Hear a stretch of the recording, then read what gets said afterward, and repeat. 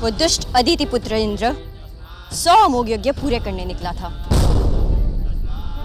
मैंने बहुत प्रयास किया उसे रोकने का, किंतु देखते ही देखते उसने 98 यज्ञ पूर्ण कर लिए, किंतु अभी भी 2 यज्ञ शेष है और ये 2 यज्ञ इंद्र कभी पूरे नहीं कर पाएगा। ये ऐसे नहीं मानेगी। मैं अभी आश्रम वासियों को बुलाती हूँ। मूर्खाओ! लगता है तुम लोग भूल गई हो कि तुम लोग कहाँ हो और किस परिस्थिति में हो। ठहरिए देवी दीदी, आप जो कुछ कर रही हैं वो सर्वथा अनुचित है। उचित अनुचित की बातें कम से कम आप तो मत कीजिए चंद्रदेव। जो व्यवहार आपने अपनी पत्नियों के साथ किया, क्या वो उचित था? उस विषय में हम फिर कभी चर्चा कर सकते हैं। इस समय आप ईर्ष्या के वशीभूत होकर अंधी हो गई हैं। ना तो आप स्वयं का भला बुरा सोच पा रही हैं, ना ही किसी और का। इसलिए मैं आपसे बस बस बहुत हो गया। मेरे विषय में अपने मुख से ऐसी बातें निकालने से पहले अपना चेहरा दर्पण में देख लीजिए। स्त्रियों पर अत्याचार करने वाले पुरुष को इस संसार को अपना चेहरा दिखाने से लज्जा आनी चाहिए, किंतु लज्जा तो उन पुरुषों को आती है जो लज्जावान होते हैं। आप जैसे निर्लज नहीं। और जहां तक रही बात मेरे कृत्यों की, तो मैं आपसे पहले भी कह चुकी हूँ कि मैं उस दुष्ट इंद्र को 100 अमोघ यज्ञ किसी भी मूल्य पर पूरे नहीं करने दूंगी। कोई मनुष्य यदि अपने पैरों पर स्वयं कुल्हाड़ी मारना चाहे तो सचमुच कोई क्या कर सकता है। किंतु आपको एक बात का भली भांति ज्ञान रहे देवी दीदी, भगवान यज्ञ नारायण ही भगवान सूर्य देव हैं। यदि आपने इस पावन यज्ञ में विघ्न डाला तो वो क्रोधित हो सकते हैं और इससे आपका भावी जीवन संकट में आ सकता है। मेरे भावी जीवन की चिंता मैं स्वयं कर लूंगी चंद्रदेव।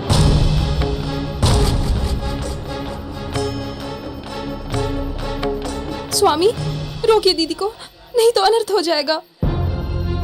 जब आप लोग इस विनाशकारी खेल में अपनी बहन का साथ दे रही थीं, तब इस अनर्थ का ध्यान नहीं आया आप सबको? धिक्कार है आप सब पर। नहीं स्वामी, आप भूल कर रहे हैं। हम लोग तो बस ऐसे निंदा योग्य कार्य आप लोग करती हैं और भूल मेरी है। सुनकर अच्छा लगा। शायद आपको पता नहीं है कि आपने क्या किया है। ये मैं अपनी दिव्य दृष्टि से देख चुका हूं। मैं तो कभी भी आपसे प्रेम नहीं करता था,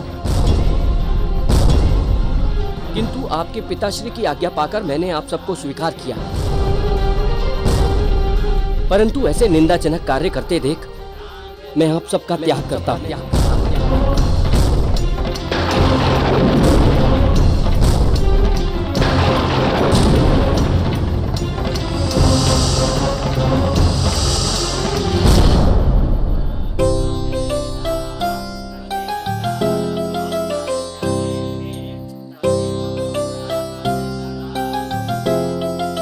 अब मैं पूर्णाहुति का मंत्र पढ़ूंगा, आप लोग पूर्णाहुति करेंगे।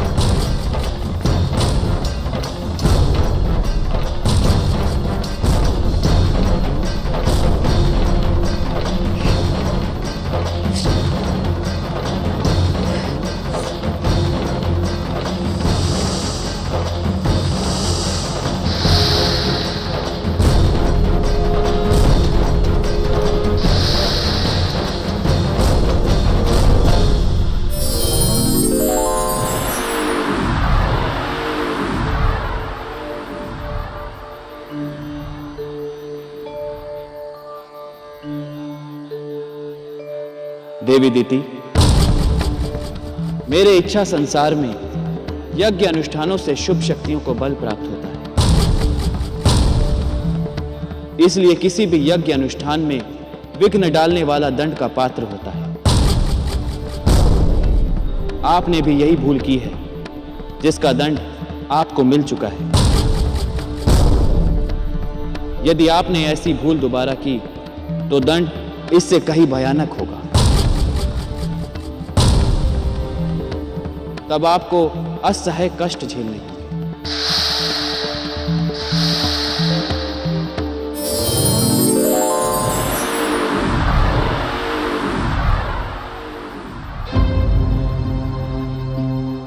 देवी दीदी, मैंने आपको पहले भी चेताया था, किंतु आपने मेरी बात नहीं सुनी।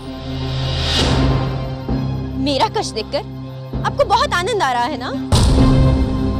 और मैंने तो पहले ही कहा था, ये कहकर आपको और भी अधिक आनंद आ रहा है। किंतु मुझे आपके सहानुभूति की कोई आवश्यकता नहीं है। आप जाकर अपना काम देखिए।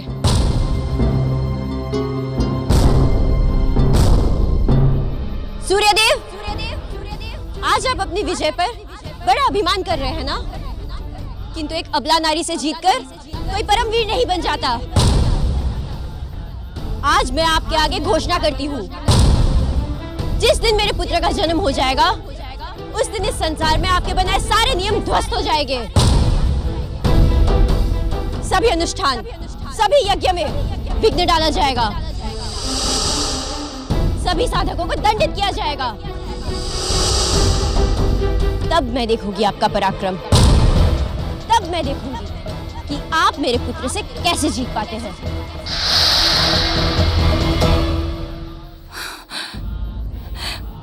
हम बुद्धिहीन हो गए थे स्वामी, हमें क्षमा कर दीजिए। हमसे बहुत बड़ी भूल हुई है।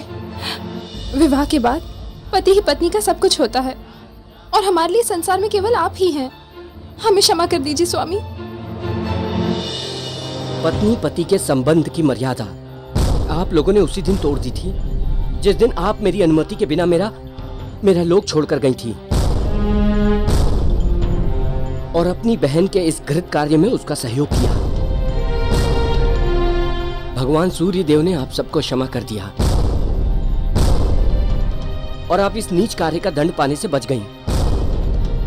किंतु मेरा हृदय इतना विशाल नहीं है कि मैं आप लोगों को क्षमा कर दूं।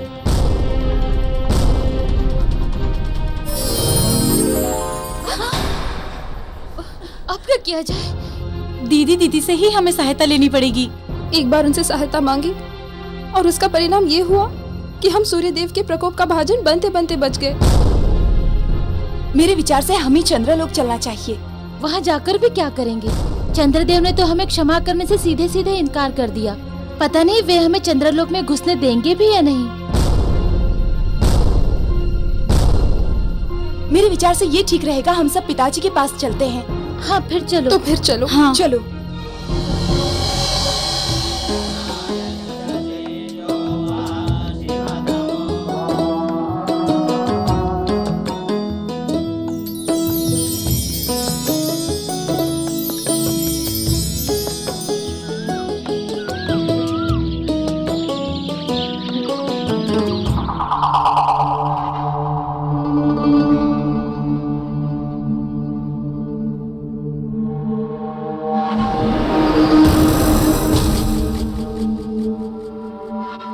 पुत्री दिति,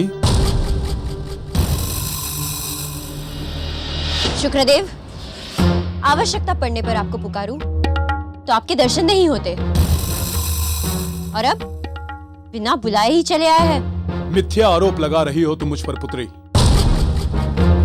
ऐसा कभी नहीं हुआ कि तुमने मुझे पुकारा हो और मैं उपस्थित न हुआ।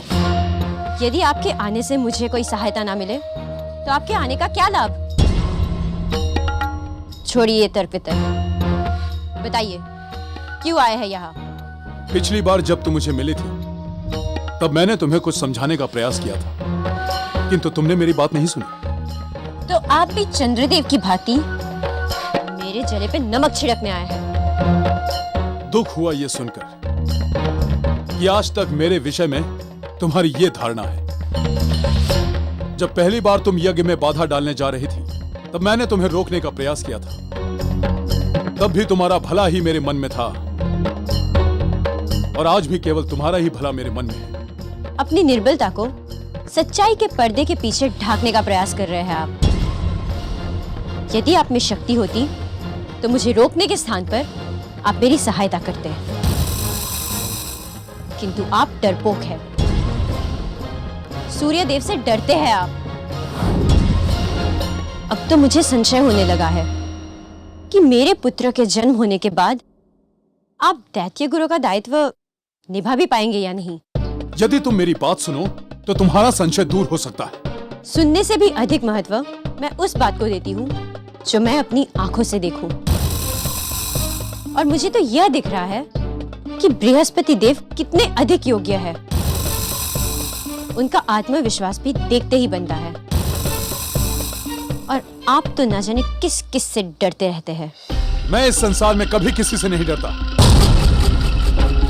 किंतु यज्ञ में बाधा डालना एक ऐसा कार्य है जिसमें मैं कभी किसी की सहायता नहीं कर सकता। क्यों? इसलिए कि बृहस्पति भी मेरी ही भांति एक साधक है, और यही मेरी योग्यता है जिसके कारण मुझे दैत्य गुरु का स्थान प्राप्त हुआ है। और मुझ जैसे साधक यज्ञ अनुष्ठान से शक्ति और सिद्धि प्राप्त करते हैं। अब वो बात सुनो जो मैं तुम्हें यहां कहने आया था। पुत्र दिति, धैर्य रखो। अब वो समय दूर नहीं है जब तुम्हारी कोख से एक सर्वशक्ति संपन्न पुत्र जन्म लेगा। क्या? सचमुच? किंतु ऐसा कोई चिन्ह तो मुझे दिख नहीं रहा। आप अवश्य ही मेरा मन रखने के लिए ये सब कह रहे हैं। नहीं पुत्री, मैं वही कहता हूं जो मेरी ज्योतिषी गणनाएं कहती हैं, और मेरी गणनाएं कभी मिथ्या नहीं होती। ये तो बहुत ही शुभ समाचार है। एक बार मेरे पुत्र का जन्म हो जाए तो फिर मैं इस सारे संसार को अपने चरणों में झुका दूंगी। अब ये शुभ शक्तियां चाहे कितना भी गर्व कर ले, कितनी भी शक्ति बढ़ाए, इस संसार पे राज केवल तुम्हारी महान कोख से जन्म लेने वाला पुत्र ही करेगा।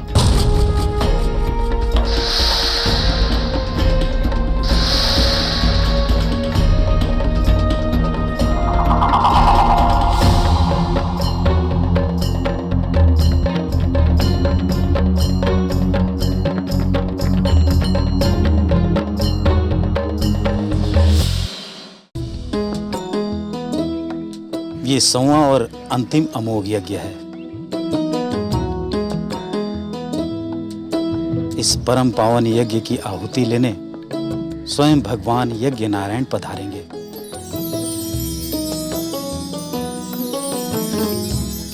इस यज्ञ के संपन्न होते ही पुत्र इंद्र को अपार पुण्य की प्राप्ति होगी।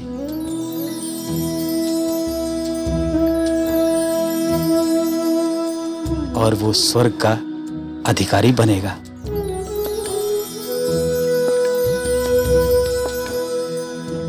पुत्र इंद्र, अगला यज्ञ आरंभ करें। गुरुदेव, शुभ कार्य में देरी कैसी? हम दोनों प्रस्तुत हैं। तो फिर भगवान सूर्य नारायण के पावन नाम के स्मरण से यज्ञ आरंभ करें। सूर्य भगवान की जय। जय भगवान सूर्यदेव।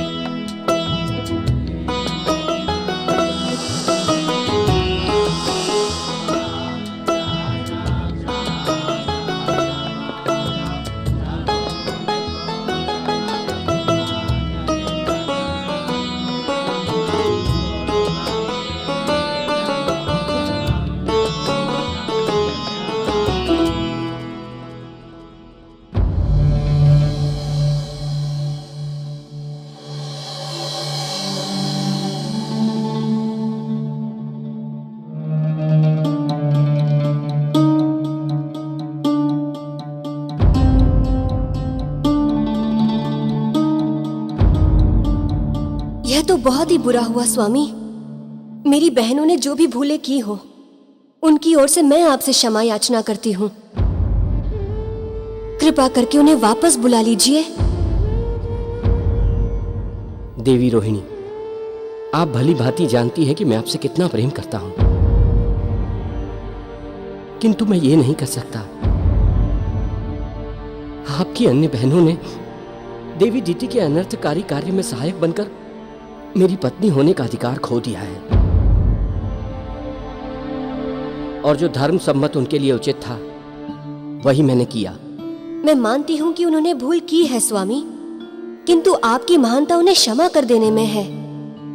आप जो चाहे मांग लें देवी रोहिणी, किंतु एक यही मांग है जो मैं पूरी नहीं कर सकता।